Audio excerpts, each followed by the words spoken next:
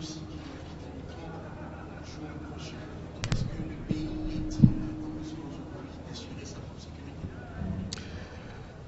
Vous savez, la décision du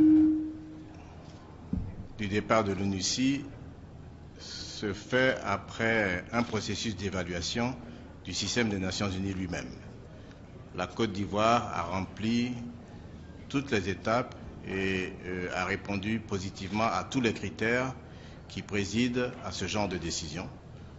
Le pays est stable, le pays est sécurisé, le pays est en voie de développement rapide, avec un taux de croissance de 9% l'an depuis 5 ans. Donc la Côte d'Ivoire est tout à fait prête et préparée à faire face à tous les défis qui se présenteront à elle après le départ de l'ONUCI. Devant le Conseil, vous disiez que votre pays est disponible à participer désormais aux opérations de maintien de la paix.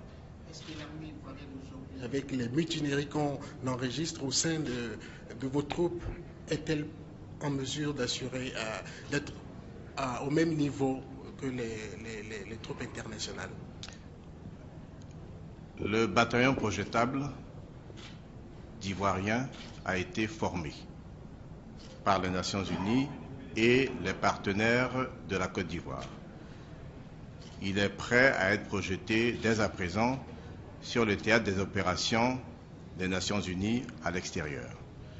Par ailleurs, je voudrais vous faire remarquer que ce sont nos forces de défense et de sécurité qui ont fait face à la menace terroriste de Grand Bassam en 2016, seules.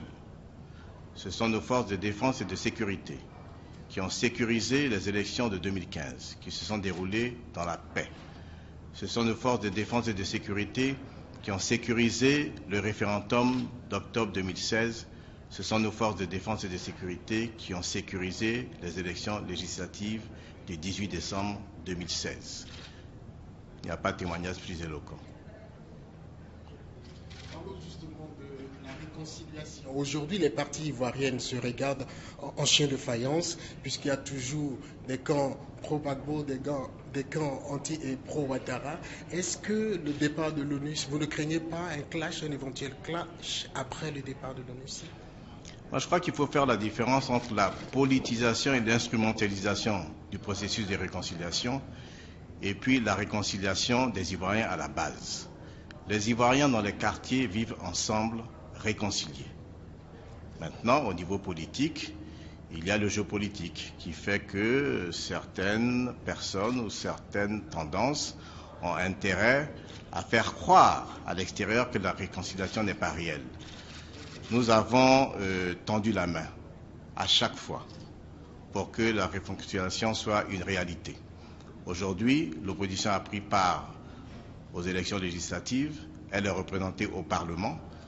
Donc le processus de réconciliation va se poursuivre dans l'hémicycle.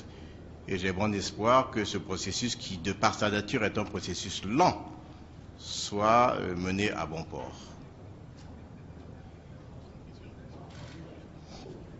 Oui, Excellence, je vais juste faire une synthèse de ce qui s'est passé tout à l'heure.